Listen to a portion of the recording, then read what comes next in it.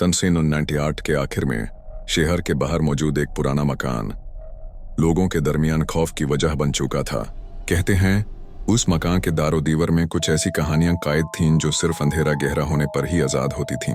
इस मकान के बारे में मशहूर था कि रात के एक खास वक्त पर वहां अजीब वाकयात पेश आते थे जिनका कोई तसल्ली बख्श जवाब कभी नहीं मिला। कभी बैंड दरवाजों के पीछे से आती सरगोशियां तो कभी खिड़कियों से झांकती परछाइयां।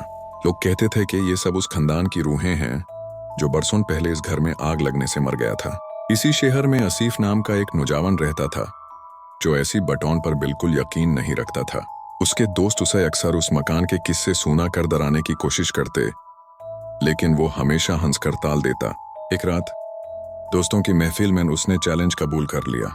वो उस मनहूस मकान में एक पूरी रात गुजारेगा, सिर्फ ये साबित करने के लिए कि ये सब लोगों का वहम है। उसके दोस्त पहले तो घबरे, लेकिन आसिफ की जिद के आगे उन्हें हार माननी पड़ी। अगली रात हाथ में एक टॉर्च लिए आसिफ उस पुराने मकान के टूटे हुए गाते से अंदर दाखिल हुआ। अंदर का मंजर किसी भी दिल को दहला देने के लिए काफी था। हर तरफ मकड़ी के जाले, गर्दो गुबार और एक अजीब सी उदासी।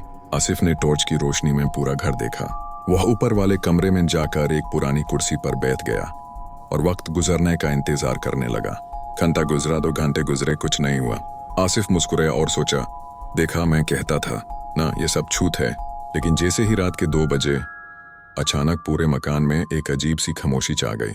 हवा तक रुक गई और फिर उसे नीचे से किसी के कदमों की आवाज आई। धीमे, बहुत धीमे कदम, जैसे कोई घसीट कर चल रहा हो। आसिफ का दिल जोर से धड़का। उसने सोचा शायद उसके दोस्त उसे डराने आए हैं, लेकिन फिर वो आवाज बैंड हो गई और एक बच्चे के रोने की आवाज आने लगी। यह आवाज इतनी दर्दनाक थी कि आसिफ के रोंगटे खड़े हो गए। हिम्मत करके वो उठा और आवाज की तरफ बढ़ा। रोने की आवाज नीचे ड्राइंग रूम से आ रही थी। जब वो वहां पहुंचा तो उसने देखा कि जली हुई दीवार पर एक परछाई है, एक बच्चे की परछाई जो जमीन पर बेथा रो रहा था। आसिफ ने डरते डरते पूछा, कौन है? परछाई ने रोना बंद कर दिया और आहिस्ता से आसिफ की तरफ घूमी। उस परछाई के चेहरे पर सिर्फ 2 चमकती हुई आंखें थीं जिनमें नफरत और दुख भरा था। इससे पहले कि आसिफ कुछ समझ पाता, उस परछाई ने चीख मारी और तेजी से उसकी तरफ लपकी। आसिफ दहशत से चीखता हुआ बाहर की तरफ भागा।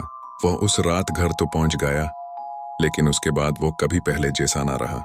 उसने किसी को नहीं बताया कि उसने अंदर क्या देखा था, लेकिन उसकी आंखों का खौफ सारी कहानी सुना देता था। वो मकान आज भी वैसी ही है, अपने अंदर न जाने कितने राज और न सुने गई चीखें दबाए हुए।